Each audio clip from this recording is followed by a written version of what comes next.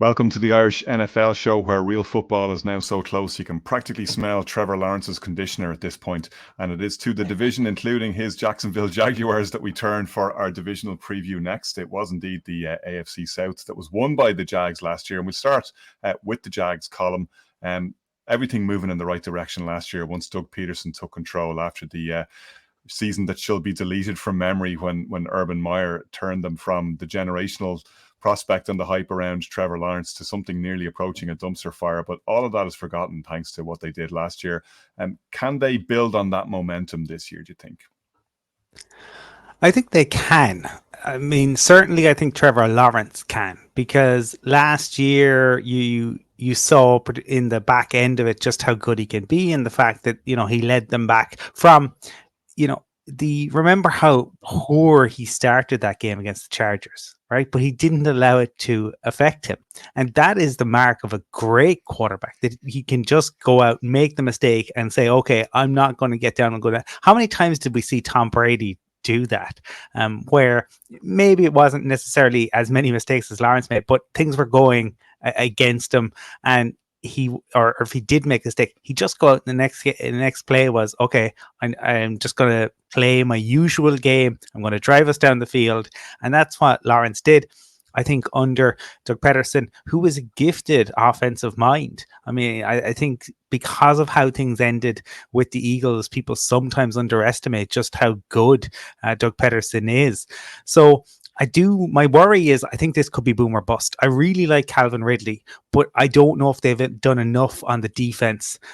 They need Trayvon Walker to take a huge step. He was fine last year, but as the number one overall pick, you can't just be fine. The lack of pass rush. I talked about it when we talked about the Bears in our NFC division previews. The Bears' lack of pass rush concerns me. It's the same here with the Jags. But I do think that, when we get to the end of the season, I do think we could be talking about Trevor Lawrence as one of the guys alongside the Patrick Mahomes, Joe Burrows, Josh Allen. I think he has that level of talent. And look at the way he plays. The guy doesn't take sacks. Like he's very, very elusive. We know he has the arm talent. I think he will have a big, big season. And we mentioned that effectively that first season was a write-off anyway. So in many ways, you could really class last year, to be fair to him, as his rookie season, and he made immense progress in a very short period of time. But Brian and Colin has touched on it there.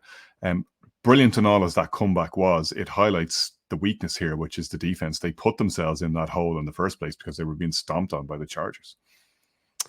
Yeah, the defense at times last year was a bit erratic. It was up and down. We saw in large parts of the season where they just going to go missing in certain games. Like they start off so strongly in the first quarter, and then the second, third quarter they're gone, and then they come back in the games. The turning point for this team last season was the game in Wembley. Colin, we touched on it previously. Lawrence's performance, they went away, they had their bye week, and from that day onwards, they just seemed to turn a corner. And something clicked that day. In defeat, something clicked. The togetherness of that team thereafter was very evident by the coaching team. But yeah, they've done some small things on defense this year in terms of secondary, and we saw they ended up with so many high scoring games. I mean, the Ravens game in particular last season, they're down by something like 11 points with 6 or 7 minutes to go. They managed to navigate a win, but they gave away so many points and allowed the Ravens to go up and down the field. And so many teams last year methodically went up and down the field at a clock. They found a way to get it right towards the back end of the season. It'd be interesting to see if other teams within this division can take advantage, or whether they've recognise that that's something that needs to be done. Like Colin touched on it in the AFC West from around Penny going up down the field on them in the playoff game. When they had the backs to the wall, standing at the 3-yard line with Mahomes off the field, and they allowed essentially Kelsey to go up and down the field, and they did a zonal mark throughout the course of that game on Kelsey instead of going man mark. And sometimes you wonder what the strategic thinking is behind all that. But I would expect the defense to improve on last year. There were so many players that came into that defense last year. Let's not forget, in the offseason last year, they were one of the most aggressive teams in free agency, both offensively and defensively. So you got players transitioning into their first year. You would expect those players in their second year in the same defensive scheme to kind of push on and make this defense even stronger. Where are you on the Calvin Ridley move, Brian? You think it's a good addition all round?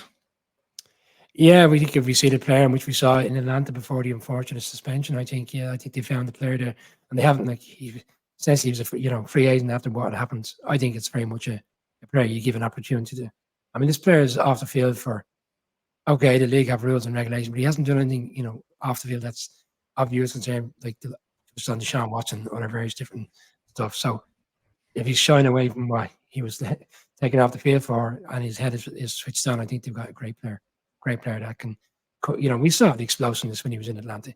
If he replicates that, they've got a player and a half. Yeah. Colm, let's talk Colts. Anthony Richardson is a physical specimen. He looks like a player and a half. He's a human being and a half. He can sling the football an absolute country mile. They've got Shane Steichen in there, who everybody's expecting to be this year's Brian Daboll, if not better.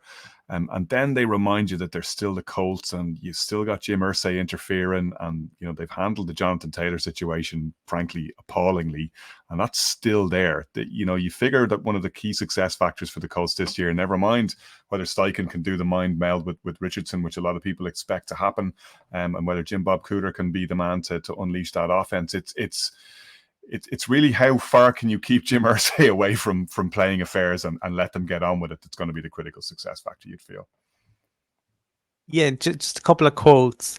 Very excited, thrilled, fully experienced, fully capable, extremely smart, extremely competitive, understands the game. You want to bet against this guy? Put your money down, people. Love to see it. All things Jim Irsay said in the press conference where he unveiled Jeff Saturday. That's right. He also compared Jeff Saturday to Don Shula, the winningest coach in NFL history. Jerry Jones can't get out of his own way, but Jim Irsay has absolutely come in, elbowed Jerry out of the way, and taken over as the disastrous owner. I mean, this is Basil Fawlty basically trying to run an NFL team. It is ridiculous. And imagine being Shane Steichen. You come in, you get a quarterback who is truly gifted, right? He did things at the combine that people almost didn't believe possible. He called him superhuman. He looks like as a raw physical specimen. He's incredible. You think, great. I need to put these pieces back together. I need to rebuild the confidence of these players. In Jonathan Taylor, I have one of a truly gifted running back, a guy who buys into the culture, a guy who others look to. We know that last year was a disaster for all sorts of reasons. The O-line fell apart, and then Jim Irsay decides not to shoot himself in one foot, but to shoot both feet clean off. I mean, it must be really, really frustrating. What will happen with Jonathan Taylor, we don't know. Ultimately, I think a trade might well be the most likely occurrence. We know, the reports are they asked for Waddle. Why not ask for it anyway? But look, I think for me now, I am really excited about Shane Steichen and Richardson. But I think this year now comes down to finding out what Anthony Richardson is capable of. I think it's going to be very difficult to, because there will be players who will look at the Jonathan Taylor situation and feel aggrieved. And that is a real issue that once again, Jim Irsay has put his head coach and his GM in a position where, Chris Ballard is there today and he's trying to thread the needle between his owner and the guy ultimately who is responsible for paying his wages and trying to keep his, if at all possible, to that John Taylor isn't traded and he does come back to build bridges. I don't know what you do with the Colts. They have some nice pieces, but ultimately when the owner does that, what can you expect? If Jim Irsay wasn't involved, I would say this team could win, 7-8 games. With Irsay there, it's difficult to see them even winning that many. But I am excited about Shane Steichen and Anthony Richardson, and I think they could be one of the more fun things to watch. But it'll probably be Anthony Richardson highlights for me for the Colts this year. Meanwhile, in Tennessee, Brian, there's a kind of a sense of one last heist about the Titans. They'll have Ryan Tannehill back. Mike Vrabel is still in the building and very much that big presence. Actually, was interested in listening to Julian Edelman. I don't know if you heard him on with the Kelsey brothers on their podcast, and how gushing he was in his praise of Vrabel and Vrabel's nous and his knowledge and his ability to pull together a locker room culture. You know, there's a lot of Vrabel believers out there. I'm not sure if you're in that camp or not, but you know, let's not forget that the Titans were the number one seed in the AFC just 2 seasons ago. Didn't quite work out for them last year for a lot of different reasons. And, you know, we talk about front office issues in Indianapolis. Titans GM effectively shown the front door for that, you know, frankly, terrible decision to trade AJ Brown when the Titans were really building something quite special. Do you think that they have it within them in what isn't, to be fair, the toughest division in the NFL, to get back to winning ways and to go to where they were just 2 short seasons ago? I think the key for me would be the defense, and in particular the pass rush. Because if you reflect on 2 years ago when the number 1 seed was Derrick Henry and Ryan Tannehill had a very strong season. The likes of Jeffrey Simmons had a really strong season, and they've got some really good players there. Arden Key, Autry, like when they're on their game, they've got a great pass rush and they can put a lot of pressure on offenses. And we didn't really see that last year. We expected to see it, but it never really transpired between one injury or another, and things kind of just fell away from what we were used to seeing. I think they need to get back to doing that, because it's very much the Ryan Tannehill kind of question mark. Is Ryan Tannehill finished? People felt he'd move on from him last year. Malik Willis hasn't. In fairness to Malik Willis, he's actually looked a lot better in this, you know, in this preseason, and maybe a year under the belt is helping him. And obviously, there's the Will Levis selection in the second round, so there is pressure on Ryan Tannehill. Colin rightly called out previously. Doesn't seem to strike us, and we saw him put out comments that were unnecessary at the time. Doesn't strike me as the type of head coach that wants to kind of help, kind of develop a player and come in and ultimately take over as the quarterback. He seems to be very focused on I'm the quarterback and I'll continue to do what I'm doing, as opposed to kind of helping when a player's mature and develop. So it'd be interesting to see what season. For me, this is Tannehill's last year in Tennessee. I'm surprised he's still there, to be honest. But I think if the defense gets back to the defensive old, I think they can still be up there.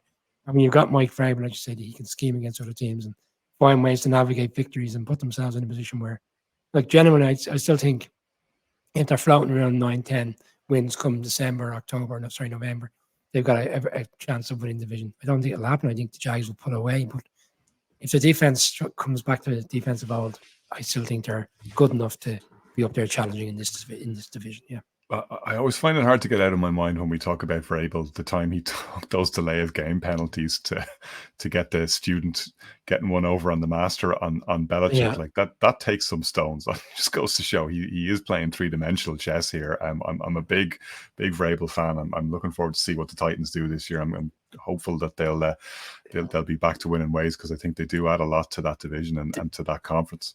The Belichick smirk as well, when he did it twice, he knew well, you know. You're doing to me what I do to all these other people. Yeah, easier said than done. Speaking of easier said than done, Texans fall to me. I think a team that's going to be quite fun to watch this year. You know, we talked about Shane Steichen and how we're all looking forward to seeing what he does in Indianapolis. I think, you know, a lot of excitement about D'Amico Ryans, and a lot of big D'Amico Ryans believers I know on this show, and I'm frankly one of them. CJ Stroud has looked really good. He's won the quarterback competition between the joint practices and between the preseason games. I think you've seen flashes of the incredible accuracy that he has. That was his hallmark in college, which he's going to need every ounce of going into what could be a tempestuous enough rookie season, because he's not surrounded by a huge amount of talent, and that is going to be a concern. And we've also seen flashes on the other side of the ball of Will Anderson Jr., who frankly looks terrifying. And you know, was my call when we were talking on the live show for defensive rookie of the year, and I think will very much be a defensive rookie of the year contender if he stays healthy, which you every reason to expect he will do. I think, you know, it's going to be an uphill struggle for the Texans, even in what is a weak division, but then expectations aren't that high either. Again, another front office and another ownership regime that you wouldn't have a massive amount of confidence in. You know, a lot of people would feel quite sour about the way they treated Lovie Smith last year. A lot of people in Chicago, incidentally, including Bears fans such as myself, absolutely delighted with the way Lovie Smith finished up the season, kind of thumbing his nose at them and going out to win that final game, which of course bounced them from the number 1 pick to the number 2 pick. But I think they'll be happy with what they've got in Stroud. I think they'll be very happy with what they've got in Will Anderson Jr., 2 players who I think are going to be a huge amount of fun to watch. Texans will have a strong running game. They'll need to get that going. I think that's going to be a key success factor for them this year, because it's got to be the best way to take a bit of pressure off Stroud and help his development, and just get something going there, to get the feel good factor back in the building for them, because it certainly hasn't been a particularly enjoyable place for the last couple of years. So very much a developmental year for them. I think probably the duels we seem to be splitting between either the Jags or the Titans guys, I think, for this division. Do you think they'll send two to the playoffs, or is this just going to be too poor a division for anybody to compile a good enough record to make that case? Whoever comes second will have not. For me, it won't have enough wins to match up against the other teams across the AFC. I think ultimately whoever wins this division will get that home game, and we'll see where we go from there. But I don't see two teams. For me, I see the Jags winning the division. Don't see two teams coming out of this division. Yeah, I think this, to me, is a division of the curious draft decisions. We've talked on this show at length around the Texans and their decision to go back up. And I know, Connor, you rate them highly, and I do too, but I still don't understand why you would go to do it, given the pass catchers that they have. I just don't think... Absolutely the wrong move. I couldn't agree more, but I'm still looking forward to seeing him. Oh, absolutely. Yeah, no, he will be fantastic. I just don't, I don't think that the talent is there. I think they'll be picking high next year. But the other piece is, like, why did the Titans go and get Will Levis? Like, why this year if you're going to keep, Tannehill there? Like, I mean, would you not have kind of tried to either move Tannehill? Like, I suppose I'm banging the drum on this. Why do you sit young QBs unless you are in such a unique position where you are Andy Reid and you have Alex Smith there and you've been to the playoffs and you're going back to the playoffs? It makes no sense to me why you would go and take him, because I don't think you've learned anything by sitting on the bench generally. We'll see. We'll see what Jordan Love is like this year. But I think when you look around the league now, I think teams are waking up to the fact that young QBs need to play and play early. Brian? I think it's also muddy the waters with Malik Willis's offseason. I mean, people are suggesting and we touched on it briefly there, people are suggesting he's turned the corner, and it was evident in his play during the preseason games. The Titans now in a kind of a precarious situation where they want Will Levis to be the second quarterback, but if the other guy has shown great improvement and is ahead of Will Levis, does that fall Will Levis back down to 3? I agree with Colin, though. We've always agreed we're on lockstep and die. Start your young quarterback, take the bumps now, deal with it. I think if the Steelers had done that last year with Kenny Pickett from week 1, I think they would have found their way into the playoffs. Yeah, I tend to agree. That is where we leave it for the AFC South. You can find all our other divisional previews through our social channels, and let us know what you think and whether you'd put teams higher or lower depending on where we've put them. We're going to put up all our picks in the next week or so before the season starts, and we will see you then.